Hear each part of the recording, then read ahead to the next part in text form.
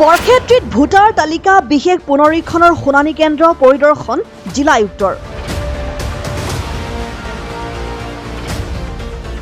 বৰক্ষেত্ৰীত স্থানান্তৰিত হোৱা 17,500 লোকক শুনানিত হাজিৰ হোৱাৰ জাননী প্ৰেৰণ নিৰ্বাচনী বিষয়াৰ।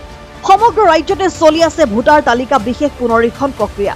শুদ্ধ ভোটাৰ তালিকা প্ৰকাশৰ পূৰ্বে বিভিন্ন লোকলৈ নিৰ্বাচনী বিষয়াই শুনানিত হাজিৰ হোৱাৰ বাবে প্ৰেৰণ কৰিছে জাননী।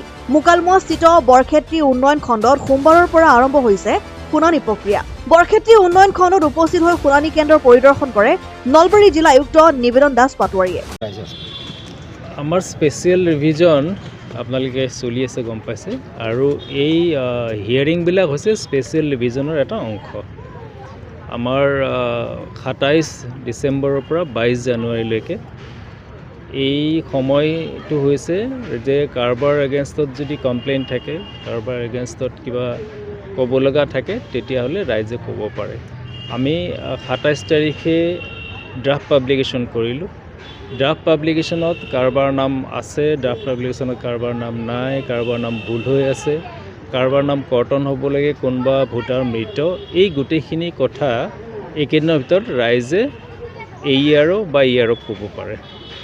আৰু আমি হাউচ টু হাউচ ভেৰিফিকেশ্যনত যেতিয়া যোৱা হৈছিল, তেতিয়া আমাৰ গোটেই ডিষ্ট্ৰিক্টখনতে অলমষ্ট 27,000তকৈ বেছি মানুহ আমি পাৰ্মানেণ্টলি শ্বিফটেড পাইছিলোঁ। সেই আটাখিনিলৈকে ন'টিছ গৈছে, আৰু তেওঁলোকক এনেকুৱা ধৰণৰ আমাৰ হিয়াৰিং পাতি সকলে হিয়াৰিং লৈ আছে। হিয়াৰিঙৰ সময়ত তেওঁলোকে এটা বস্তুৱে প্ৰমাণ কৰিব লাগিব যে তেওঁলোকে তাত পাৰ্মানেণ্টলি থাকে নে নাথাকে, নে তেওঁলোক টেম্পৰেলি এবচেণ্ট আছে তাতে। সেইখিনি প্ৰমাণ হোৱাৰ পিছত, সেই সাক্ষ্য লোৱাৰ পিছত যিয়ে প্ৰমাণ কৰিব পাৰে যে তেওঁলোক সঁচাকৈ তাত পাৰ্মানেণ্টলি থাকে, তেওঁলোকৰ নাম ভোটাৰ তালিকাত থাকিব। যিয়ে প্ৰমাণ কৰিব নোৱাৰে, তেওঁলোকৰ নাম ভোটাৰ তালিকাত কৰ্তন। গতিকে এনেকুৱা ধৰণৰ আমাৰ 27,000 আছে, 3টা সমষ্টি মিলি পেলাই, আৰু 8,000তকৈও বেছি মৃতকৰ নাম আছে। সেই 8,000 গোটেইখিনি হ'ব, ডিলিট হ'ব। আৰু এই সময়সীমাৰ ভিতৰত যদি কাৰোবাৰ 18 বছৰ হৈছে, তেওঁলোকৰ নাম অন্তৰ্ভুক্ত হোৱা নাই, তেওঁলোকে ফৰ্ম নম্বৰ 6 দি পেলাই আবেদন কৰিব পাৰিব। কাৰোবাৰ নাম ভুল হৈ আছে, সংশোধনী কৰিবৰ কাৰণে ফৰ্ম নম্বৰ 8 দিব পাৰিব। আৰু কাৰোবাৰ এগেইনষ্টত কমপ্লেইন থাকিলে ফৰ্ম নম্বৰ 7 দিব পাৰিব যে তেওঁ ইয়াত নাথাকে, তেওঁৰ নামটো আছে, তেওঁ মৃত হৈছে, তেওঁৰ নামটো ভোটাৰ তালিকাত আজি পৰ্যন্ত আছে। কিমান সংখ্যা আছে বৰক্ষেত্ৰী সমষ্টি? 17,500 তেনেকুৱা আমি পাৰ্মানেণ্টলি শ্বিফটেড বুলি পেলাই আমি পাইছোঁ। সেই 17,500ক আমি ন'টিছ দিছোঁ। যিসকলে ন'টিছ পাই আহি শুনানিত তেওঁলোকে প্ৰমাণ কৰিব পাৰিব, তেওঁলোকৰ নাম থাকিব। যাৰ প্ৰমাণ কৰিব নোৱাৰে, তেওঁলোকৰ নাম নাথাকে। ইলেকশ্যন কমিশ্যনে কৈছে শুনানিত যদি কোনোবা এবচেণ্ট থাকে, তেতিয়াহ'লে তেওঁৰ নাম কৰ্তন হ'ব। আকৌ নাম কৰ্তন হোৱাটো এইটো কথা নহয় যে এইখন ফাইনেল। আমাৰ 10 ফেব্ৰুৱাৰীত আমাৰ ফাইনেল ইলেক্ট'ৰেল ৰোল পাব্লিছ হ'ব। তাৰ পিছতো কণ্টিনিউৱাছ আপডেশ্যন বুলি এটা কথা থাকে। 6 নম্বৰ ফৰ্ম তেতিয়াও দিব পাৰিব, 7 নম্বৰ তাৰ পিছতো দিব পাৰিব, 8 নম্বৰ তাৰ পিছতো দিব পাৰিব। ইয়াৰ পৰা যদি কৰ্তন হয়, ফৰ্ম ফিল আপ কৰি আকৌ ভৰ্তি কৰিব নহয়, সেইটো আকৌ হিয়াৰিং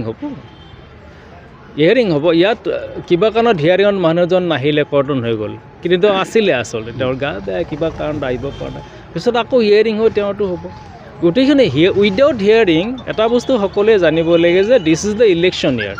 ইলেকশ্যন ইয়াৰত কাৰো নাম স্বমত নিজস্বভাৱে ইলেক্ট'ৰেল ৰেজিষ্ট্ৰেশ্যন অফিচাৰে কাটাৰ ক্ষমতা ইলেকশ্যন কমিশ্যনে দিয়া নাই। হিয়াৰিঙে কাটা হ'ব।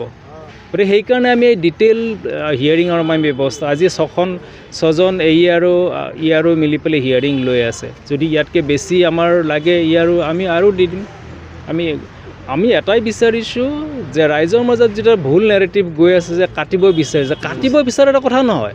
17,500 মানুহৰ বিপৰীতে BLO হওক বা BLA হওক বা ভোটাৰ, 7 নম্বৰ ফৰ্ম এই 3জনৰ মানুহে দিব পাৰে। BLO তেওঁ চৰকাৰী মানুহ, booth level officer, booth level agent তেখেত পাৰ্টীৰ মানুহ, যিকোনো পাৰ্টীৰ হ'ব পাৰে, বা any voter of Borkhetri constituency দিব পাৰে। এতিয়া বৰক্ষেত্ৰীত 2 লাখতকৈ বেছি ভোটাৰ আছে। সেই 2 লাখৰ যিকোনো এজন ভোটাৰে যিকোনো এজনৰ নাম কৰ্তন হ'ব বুলি দিব পাৰে।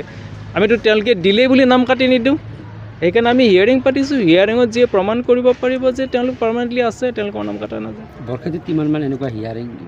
17,500 মই ক'লোৱেই। 17,500 আমাৰ বৰক্ষেত্ৰী LACত আছে। বাকী LACবিলাকত 8,000, 9,000, 10,000 তেনেকৈ আছে। গতিকে সেইমতে হিয়াৰিংখিনি চলি আছে 3টা আলোচনাতে মই আজি চাম বুলি আহিলোঁ হিয়াৰিং কেনেকৈ চলি আছে news desk report and 24 Assam